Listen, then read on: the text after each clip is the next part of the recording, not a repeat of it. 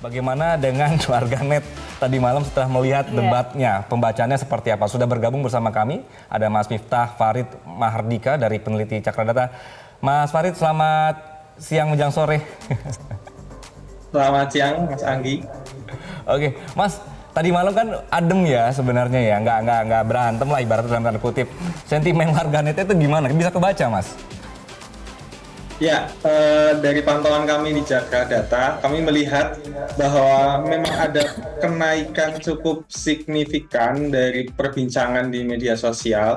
Dan kalau kita lihat, itu sentimen negatifnya cukup naik secara agregat. Nah, sentimen negatif ini kenapa? Ketika kita cek, memang ada beberapa keluhan dari warganet yang cukup dominan ya, yang menyaksikan bahwa debat tadi malam itu cukup anti klimaks atau mereka menunggu-nunggu entah ada serangan atau ada kritikan yang lebih tajam. Ternyata tadi malam seperti diskusi. Jadi itu yang membuat debat terakhir ini atau debat ketiga capres itu sentimen negatifnya cukup tinggi dibandingkan dengan debat-debat sebelumnya. Tapi itu lebih sentimen yang sifatnya lebih kekecewaan atau mungkin di luar ekspektasi dari warganet. Begitu, Mas Anggi.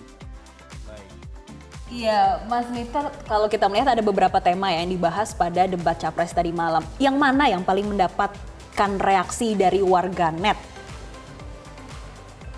Kalau dari pantauan kami di Cakradata, kita sudah melihat tema-tema apa saja yang kemudian jadi perbincangan, kita kategorisasikan, dan yang paling besar itu adalah tema kesehatan. Nah, tema kesehatan ini bicara soal stunting, bicara soal 300 pembuka ide dari Pak Prabowo atau 02 itu untuk membuka 300 fakultas kedokteran. Ini menjadi satu perbincangan juga, terutama juga ketika kita lihat, kita breakdown siapa saja sih yang membicarakan isu-isu ini ya, kebanyakan memang dari kalangan tenaga kesehatan gitu. Dan terutama juga yang cukup ramai adalah pembahasan soal stunting karena Pak Ganjar Pranowo juga dan Pak Prabowo sempat berdebat soal stunting ini gitu, soal stunting dan gizi buruk. Jadi definisinya juga sedang banyak didiskusikan gitu. Yang kedua adalah soal kesejahteraan sosial.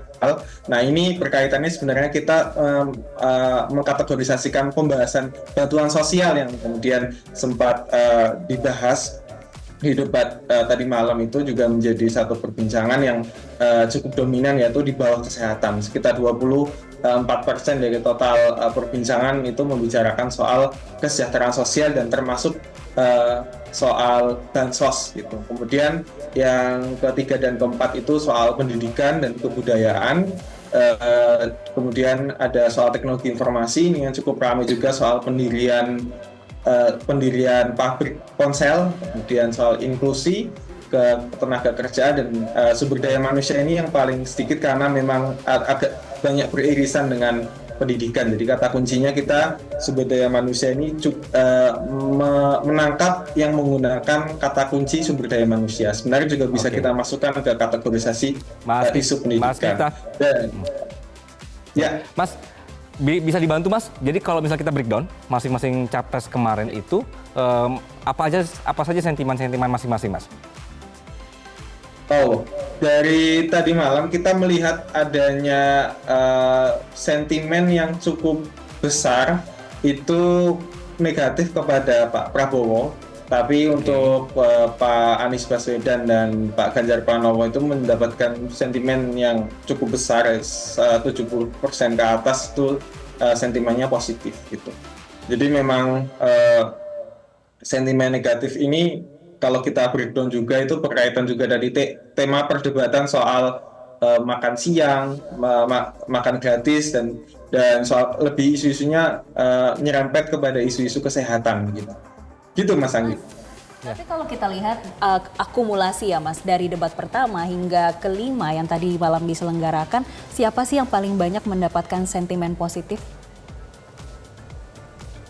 Kalau kita lihat dari pantauan Cakradata, memang yang paling banyak dominan itu memang Pak Anies Baswedan yang cukup mendapatkan sentimen positif, terutama kalau kita bicara di platform Twitter gitu. Tapi ketika mungkin di platform yang lain, kita juga masih berusaha untuk melihat, dan trennya memang Pak Anies Baswedan cukup dominan di platform Twitter, sedangkan platform IG itu dominannya di Pak Prabowo gitu.